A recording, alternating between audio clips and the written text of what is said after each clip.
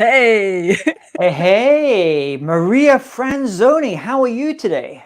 I'm very good. I'm very good. I was just thinking, James, because obviously you and I, when the music is on, we're dancing away, we're Yeah, bopping away. yeah. And in our green room, our guest today is bopping away. And I think we should make it a rule that if our guest isn't bopping away and dancing to our theme tune, they're not allowed on. What do you I reckon? Should we know. do that? So obviously that doesn't Absolutely. There's apply something today. It wrong doesn't if your apply to. guests aren't bopping. I mean, that's the point. That's why you Yeah, come on yeah. this show. You've told me this episode today was about becoming a ninja. So when I first saw ninja, and I thought, do I have to, is this going to be like a new year health, fitness and things? I was getting a little bit worried. I was like, oh, I haven't done much healthy stuff. But thankfully, it's not about being a ninja in your speaking business. And our guest today is the author of the global bestseller, How to Be a Productivity Ninja. He is the founder of Think Productive, one of the world's leading providers of personal productivity training and consultancy. His podcast, Beyond Busy, explores the issues of productivity, work-life balance, and how people define happiness in their lives. Previous roles include Chief Executive of Student Volunteering England, Head of Volunteering at the University of Birmingham, and an advisor to the UK government on youth volunteering policy. Please welcome to the show, Graham Allcott. Yeah. Hello. Hello, I've Hello, just Graham. Graham. just finished bopping. Yeah, fantastic, fantastic. Lovely, lovely to see you, Graham. I mean, I know you, we go back years, and you had a profound effect on me when I met you because I read your book, How to Be a Productivity Ninja. And although I haven't applied everything, I've maintained a lot. So what is it then, would you say, in your experience, that stops people being productive? I think there's two key things to think about here. One is busyness, and the idea that when it's frenetic and there's so many things going on, it's very easy to grab onto the next email or the next thing to do without really focusing on what matters most. I often say that productivity really boils down to making space for what matters. And the other side of it is people play the wrong game. So people spend a lot of time thinking about time management. And what I spend a lot of time with people helping to reframe it to is the idea of attention management. So rather than trying to manage your time, really focusing on the times in your day, the times in your week where you have your best attention, and putting that to the most difficult, the most creative, the most interesting stuff. Part of that also means that when you're tired and not so great, you can put that lesser attention to more kind of easy stuff. But managing your attention fundamentally it's a bit more subtle than managing time, but it just has a huge effect. And it did, and I definitely applied that because I had always been one of these time management people. I'd come back from, I'd come from a management consultancy background, which was, which involves some time and motion, which of Yeah. course is all about time and it's attention for sure, and sort of that energy as well. When you have more energy to be attentive, there is something else that I think people are what's the word I'm looking for? Disruptive. Their productivity is disrupted by social media. What do you think about that? Yeah, for sure. I mean, social media is a really good example of what fits into busy, right? People just spend every moment just scrolling and getting distracted. And so I think there's something about, when I rewrote How to Be a Productivity Ninja as a fifth anniversary of that book, my publishers were saying to me, what's changed? And I said, pretty much nothing in terms of the fundamentals of how to manage attention and the kind of structures that we need, and how once you start to put and apply really rigorous thinking and get specific on stuff and get a really good sense of what the project is and what the action is, once you do all of that, it helps you to be productive. But I said the only thing that has changed in the last 5 years is I just noticed that people spend more time scrolling and less time actually just allowing space for thoughts. And when you think about where do you have your best ideas, you don't tend to have your best ideas at your desk. You have them in those moments when you stood in the checkout queue, or sat in the car or walking along or whatever. And so if we're filling all of those little spaces with more scrolling, then actually we're doing ourselves a disservice in terms of solving the biggest issues in our work and in our lives, right? So I think for me, that's a really important thing. And I'm very mindful of how I use my phone and social media. So Instagram is, they say like Tinder is the most deleted app on the planet, because people kind of, get excited about matching with people and then they get, a bit dispirited and leave. My most deleted app for sure is Instagram, right? Because I go on it mainly for work. And then when I'm there, I feel myself just getting hooked into it. And as soon as I have that feeling that it feels less in control for me, I delete it. And I also use an app called Freedom, which kind of blocks a lot of other stuff, so I don't get email notifications and all this sort of other stuff as well. I just think it's a huge challenge. And I see a lot of people, talk to a lot of people who have this idea that, well, I will use my willpower and just be better than that. And then you realize actually the brightest and best minds on the planet are employed in Silicon Valley with one job, which is to rob as much of your attention as possible. So when you realize what you're up against, you have to really take that seriously. And the idea of just using willpower on it, for me, is just like, that's for the birds. Like, we really need to see that this is something that we have to take very seriously. I remember when I was working in Silicon Valley, and I was at a dinner one night, and I was sitting next to a developer who worked for one of the big social media companies. And I looked over to his phone, and it was interesting because the first thing I noticed about his phone was it was in black and white.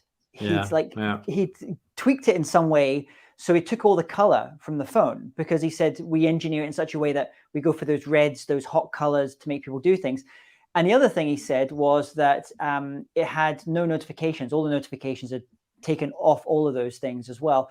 So something we do seem to have happened, and I think pretty much everyone's been thinking about it for these past 2 years or so, is this idea of work-life balance. We've had to kind of reassess what that might look like today. And for some of us, it's been very nice to have a little bit more life. For some of us, we've had a little bit more work. And so what are the ways to ensure a good balance between those two things? Or should the idea of work-life balance, is it a fallacy? Should we just be looking to go full on for work for a little bit, full on for life, and then that's the way it works? Well, I mean, it's a really interesting thing. A lot of people talk about work-life integration rather than work-life balance. And I use the term work-life balance because it's what people understand. But I think that there are times there've been times in my life, and there are also just times, in an average week, where I'll be much more full on, in terms of my focus is my work. And then also times where I'm really all in on leisure and family and downtime. I'm pretty boundaried personally around not working weekends, not working evenings. So I do keep some quite firm boundaries myself around that stuff. But I think the other thing that people often miss is that often the way that people think about their home lives or social lives or personal lives is, I'm going to go to work, I'm going to do my day's work, and then I'll manage all the rest of it. I'll manage the personal life, the social life, all that stuff. And consequently, what you're doing is you're leaving yourself with a depleted level of energy left to manage what's actually the most important stuff, right? So what I say to people a lot is, take your personal life, take your leisure time, take your downtime and your chill time, take that as seriously and plan that as seriously as you plan your work time. So, people have said to me over the years, like, how come you always get Wimbledon tickets? It's like, because I take it really seriously when the ballot is. I put it in my diary just as I would a work deadline. And, I think there's always those things that, to create really amazing memories and to create really incredible opportunities often in life, like, you have to put a bit of work in, you have to research stuff, you have to figure stuff out. And, I take that as seriously as I take my work. And for me, that's a really important thing in just living a more interesting, more fun, and also more relaxed and present life. What about you, Maria? How do you think about this whole kind of work-life balance? Because I know for many years you had a very full charging kind of work with the bureau and everything like that, and more recently you've kind of made quite a lot of changes in your work. He does this to me, Graham. He puts me on the spot, right? Because you saw that I was pointing to myself. I'm bad at the work-life balance. I've always been bad. The problem is with me, Graham, is that my work is my passion, and so I love it. Yeah. And so people say, oh, if you're passionate about it, it doesn't feel like work, and it's true. But I do need to prioritize, because I've got to think about the fact that I've got other people in my life who actually would like some time with me and would like some quality time with me, not when I'm feeling drained or depleted. So what's changed for me, James, is that certainly my life is less stressful because the new work is less stressful, actually, interestingly enough. And it allows me, I can step away from it and actually close things off. I can actually, I've planned a week's holiday and I'm going to switch everything off. I couldn't do that in the bureau world. You can't do it, because with bureaus, as soon as somebody doesn't respond, they go to the next bureau, the next person. Do you know what I mean? So it's going to be better. And I'm going to take some of Graham's advice and actually prioritize and plan, because I'm good at planning. I'm going to plan my free time better. Thank you. Nice. So here's the other problem I have. And I don't think you have this problem, James. I can't switch off. How do you switch off? I just can't stop. Well, I mean, that means so many things to so many different people, doesn't it? So let's just maybe take 2 or 3 of those. So, I mean, one really obvious thing you can do, I mentioned before, the app Freedom on your phone. So just in terms of thinking about trying to switch the world off a little bit and some of that new information that comes in. And, I think humans are naturally very curious species, right? So when new information comes in, it's like, oh, what's happening? Who loves me? We're curious. We want to find out at that moment. So switching on something like Freedom, which blocks a lot of those things. And I have notifications off just as a general principle, but it just also just turns off things like the WhatsApp stuff. And, all those things just don't come in then. And also, like, it can restrict access to stuff. So there's like certain times of the day where if I've got Instagram on my phone, I just literally can't open it. Like, go to open it and it just just defaults back to the screen. And the same, actually, Freedom also works on laptops. So at certain times in the day, if I go on to the BBC football website, it just comes up with a green screen with the Freedom logo, which is like a butterfly, and it just says, "You are free. Go do something important." Right. And I allow myself that in the afternoon, but in the morning, which is my more productive time, I just have that set that just if I ever go onto the BBC website, it just goes off.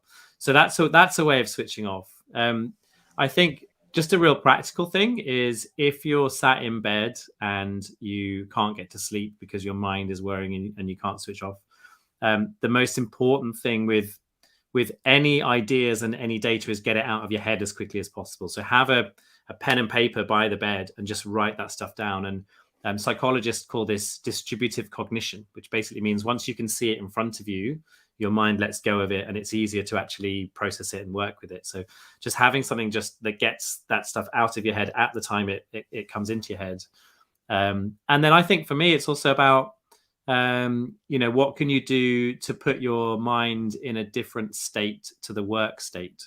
So in perhaps more of a flow state, for example, like if you're, playing five-a-side football or other sport, what tends to happen is your brain just goes into this kind of, you're seeing the shapes and you're seeing the passes and seeing the people. Or is it going just for a walk in the woods and just getting really immersed in, because nature's really, it's full of data, isn't it? Like there's so much data in nature, but actually just it puts your brain into a different relationship with that data than it is if you're, reading emails on a screen.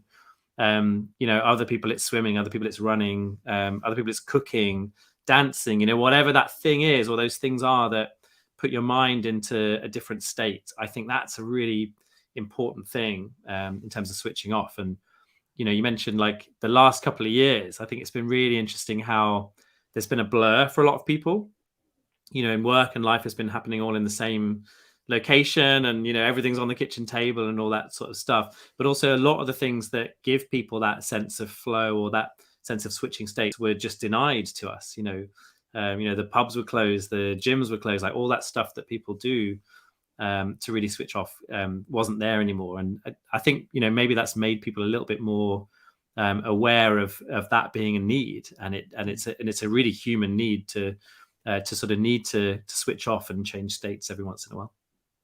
Brilliant, thank you. We've had a couple of comments. So we've got Kate Trafford, loved Graham's book, How to Be a Productivity Ninja, recommend thank you. it to my coaching clients all the time. Juan Carlos is offering to help anybody who needs some help with work-life balance. Thank you, Juan Carlos.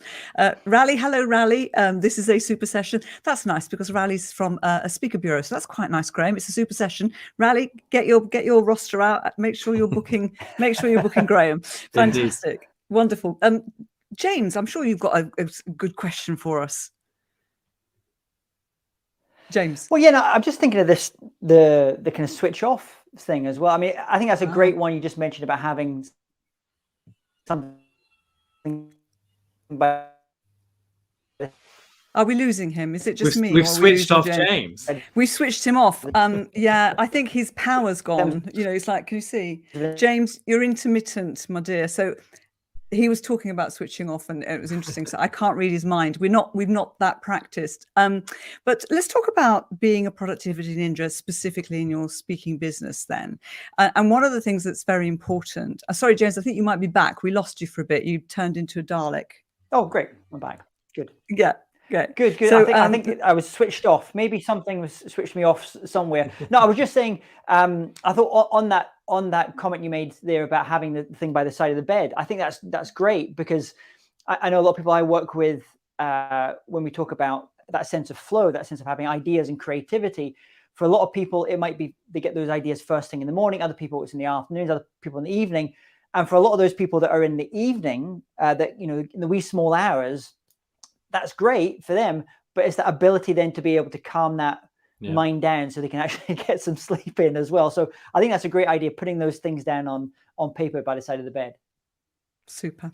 So while you were cut off there, we were about to sort of apply this productivity ninja to speaking business, and specifically, I think let's see how we can apply it to tailoring. Because if you're a speaker and you're going to be back delivering lots of speeches this year. 2022 is going to be great. This is what I'm hearing from everybody. Please let me know if you're finding that in the comments.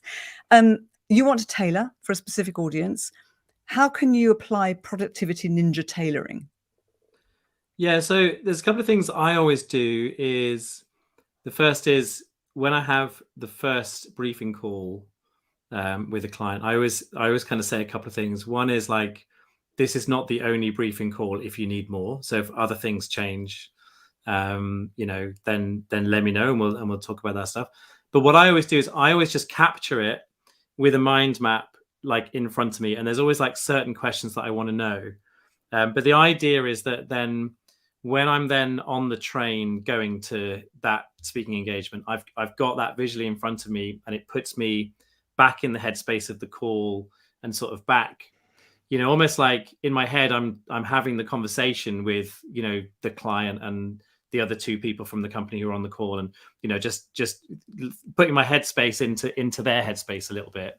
And the questions that I always want to know, just really practical stuff like who's on before and who's on after me, just in terms of like the energy and the mood in the room and that kind of thing. And especially if you're the thing on straight after lunch, like you just need to know that stuff so that you can just tailor the sort of flow of the content and the energy of the content to make sure that it's engaging.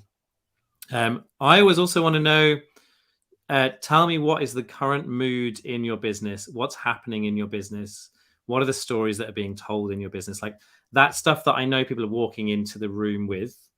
And then the other one I always ask is, at the end of the session, if it's gone well, what have I done or what have I said? So just really getting them to articulate sort of key messages. I had one last week, which is really interesting. There was a guy who he'd read my book.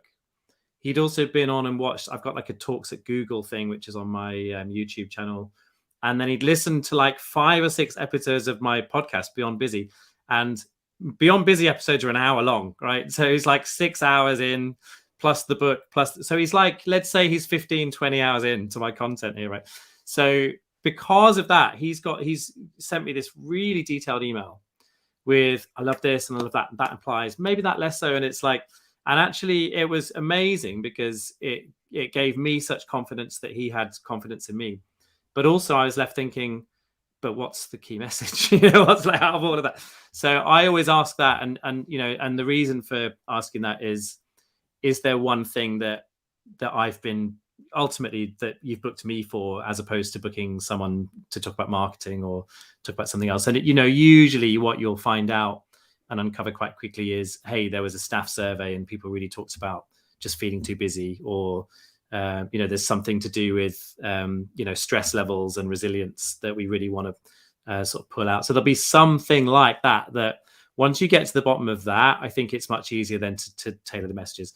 The other one that I quite like is like the values of an organization, or sometimes it's not even the values, but it's like there's an initiative with a certain name, and there's a way of tailoring some of my phrases or some of the bits of the content to sort of reflect those words back to them a little bit. So like if people are having a year which is about connection, you know, I'll maybe bring connection into some of the stuff where I'm talking about human, not superhero or whatever. So just trying to use their language a bit is the other thing I like to do.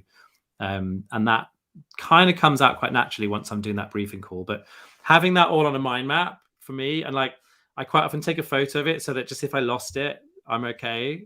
But literally for me, that's what that looks like, is physical pieces of paper that I take with me, which I think when people have read my book and how many apps I use and stuff, sometimes people are surprised that I also, sometimes the best user interface is a pen and paper, right? I love mind maps. Do you use mind maps, James? I do. As I was listening to you speak there, I was just thinking I do exactly the same thing with the mind map. I had the client fill out a 2-pager simply because I found after a while it helped them focus. Some people focus really well and actually having to write things down. Other people better verbally. And then we jump on the call. So there's a lot of things that we don't have to ask, or maybe I could just ask for clarification. But when I'm doing that call, I'm doing exactly the same. I'm doing a bit of a mind map. And then from that mind map, I actually extend to it and actually build out the structure of the presentation itself and how I'm going to do it and what needs to be in each place. So as you said, Nice. When you're traveling to that place on the flight or the train, you can just pick that up and you go, this is what the conversation, this is what their needs, this is what their values, this is what the emotion that they wanted the audience to feel. And then how does that, and am I ticking all of these things in the structure of the presentation? So I think mind maps are great for that. Do you have any other favorite questions, James? I'm curious to hear what your questions are. Yeah, a lot of the similar ones. I ask questions, things like, you don't have to tell me the name of the previous speakers, but can you tell me speakers that you've had, maybe speakers you've had in the past that your audience has either really loved, and also those that they've really hasn't resonated with your audience. So they just kind of tell me a little bit more about what the audience likes and doesn't like. I definitely do. I ask them what is the theme and all those kind of things. But the other two other questions is the 2 a.m. of the people that are coming on the audience. What is their 2 a.m. problem? What's keeping them awake at night? Nice. Because that will help me hit a little bit more of a nerve. Like you, I asked language, lingo. How do you refer to your salespeople? Like pharmaceutical is a perfect example. I did a date for Roche the other day. They don't call them pharmaceutical sales reps anymore. They have a different term that they use. So you can build those in. And the one I still love, and it's for my guiding star, and I don't know if you do this as well, but is that question of when they hear that speech, that presentation, and as they're going out that door or closing down that Zoom meeting, what is the overriding emotion that you want them to feel? And that just goes to that Maya Angelou quote: people will forget what you say, but they should never forget how you make them feel. Fantastic. I've got to ask you, because all of us are at the beginning of our year, we're all enthusiastic, we've all got resolutions. One of them will probably be to be more productive this year. Are you able to give us, your freedom app's not on, is it? Can I hear a buzzing? I It's a gig. It's a gig. Pick it up. Someone trying to call me, and I've just the freedom app wasn't on. Did you notice that? Notifications. Can you give us a couple of tips before we release you? John, be more productive. Tips about being more productive. Okay, so if you're feeling overwhelmed and you're feeling like you don't know where to start, the most important place to start is your own head. Get a pen and paper, dump it all down onto the page, and you'll just immediately feel better as a starting point. The most important, I'm often asked, what's the most important thing in your book, if someone's read my book, to make happen so that you're more productive?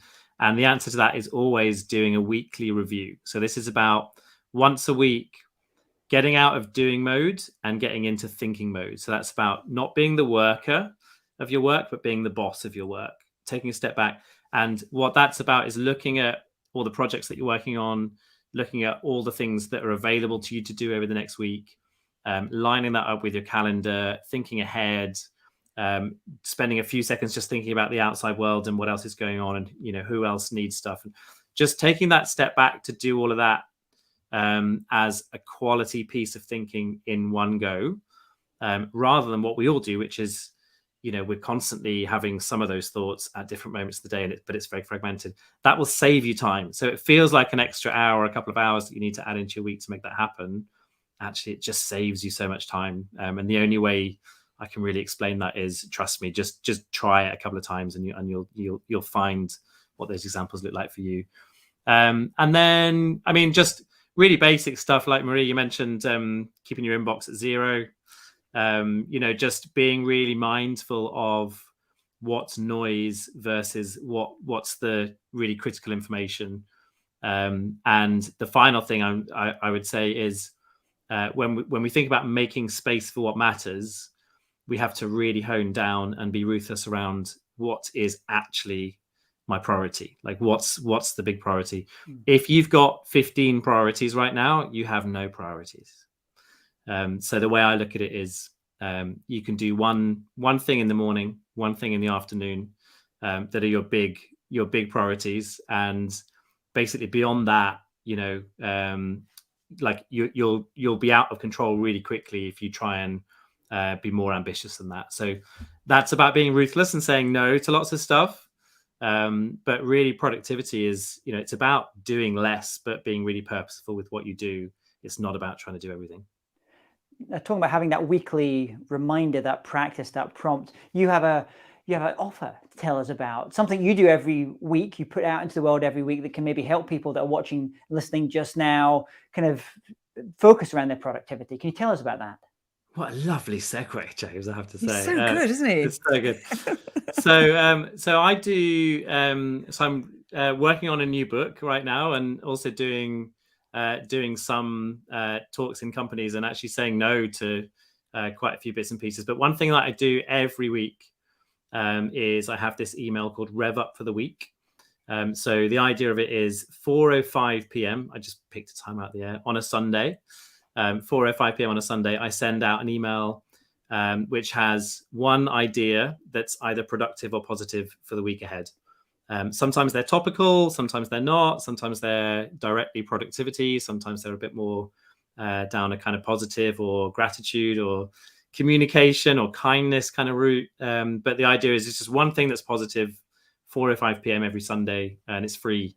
And the idea is that will just set you up for the week. So if you want to sign up for that, if you just go to grahamallcott.com, you'll see the little links on the page there, and also the little forms to fill in. And also if you go to grahamallcott.com/links, that's like everything. So there's like the Beyond Busy podcast, there's like my speaking stuff, like everything's all in that one place. grahamallcott.com/links. Fantastic. Well, Graham, thank you so much for coming on the show today. Even just talking to you, I'm getting excited about getting more productive, getting to inbox 0. That's my maybe task for this afternoon, to get back on that. Thank you so much for coming on the show and sharing about your speaking business. Thank you. Thank you. So wow. Maria, oh, look at me, I'm all big. Hang on. How are you feeling after that? Are you feeling very more productive minded? Well, I'm feeling bad in a way, because I applied a lot of the stuff that Graham taught me from his book and from listening to his speaking, and I didn't keep up with the weekly review. I found that really hard. I'm going to go back to doing that. I'm going to do that. This is going to start this week. So he has changed things. And yeah, brilliant. So we're going to do something new, aren't we, at the end of each show? Do you want to explain what we're actually going to be doing now? Well, I thought what we do at the end of every show, we'd take maybe 10 minutes or so, just going to talk about kind of what we feel about what we've just heard from those. It also gives us a chance to maybe some questions that are coming in from everyone else here. I know we've got lots of comments coming today. We can respond to any of those. But I just think sometimes we hear these great guests, and what happens is after we finish the episode, you and I stay online and we talk about this. We kind of like, oh yeah, what did you think about that? So we're going to let you in. We haven't got a name for this segment. So if you can think of a good name, I said gut check, which Maria said that's just a terrible name, which I agree. Horrid. So if you can think of a better name for this little 10-minute summation segment where we kind of riff on it, please let us know. We're always looking for new ideas. So Maria, we heard that about the productivity. I would love to know what's been your journey on productivity, because you read loads of books. You work with loads of great speakers on productivity. I'm guessing you are someone who has tried lots of different things and techniques and strategies and stuff to be productive. What's been your journey on productivity? I'll tell you what, my big breakthrough actually was reading Graham's book, because I was always managing time. I didn't know there was another way of doing it. I really was, absolutely. And I had worked as a management consultant for some time. And we used to do things, I mean, I'm this old that we used to do things like time and motion studies. We used to literally try, we'd track lost time. We'd work out how long things took. We'd work out, therefore, we were working productivity out in that way. And it had never occurred to me that actually I shouldn't be managing my time. I should be managing my attention. And that was for me the biggest aha moment. Absolutely the biggest. And the other one where I nearly fell over was when in the book, and I'm not sure if I'm going to quote the right number of hours, so I'm not going to say a number, but Graham tells you that in reality, in your day, you may have an 8-hour day, but actually the amount of time you are productive is very, very much shorter than that. And that gave me a little bit of a whoa. That was a shock. Yeah, that was a shock. So my journey has been one from moving from time management to attention management, and also from trying to do everything to learn how to delegate properly, to prioritize. Prioritizing is hard, and spending that time. But that discipline of planning and reviewing is really important. And when I was a management consultant, we used to make people do these weekly reviews, and I haven't been doing it. That's terrible.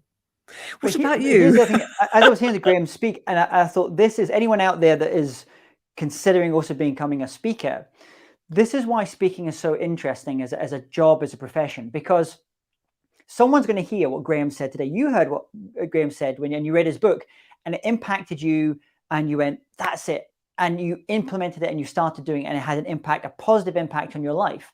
Someone else is not going to get that from Graham, but they're going to hear it from another speaker or another author. Because everyone has slightly different perspectives. Some of the content might be very, very similar, but they just have a different way of explaining it, a different perspective, different life experiences. And so this is why I think it's so great that you can have such a diversity of different types of speakers out there that are covering the same topic as well. So I as he was talking, I was kind of going back in my head of all those, and let me know if anyone recognizes any of these books. So The 7 Habits of Highly Successful People. I think that was the very first book that I ever read. And I got a chance to work with Stephen Covey's son recently, Stephen M.R. Covey. Great book. And that was the first time of any type of time planning. And that was probably when I was about 15 or 16 or something.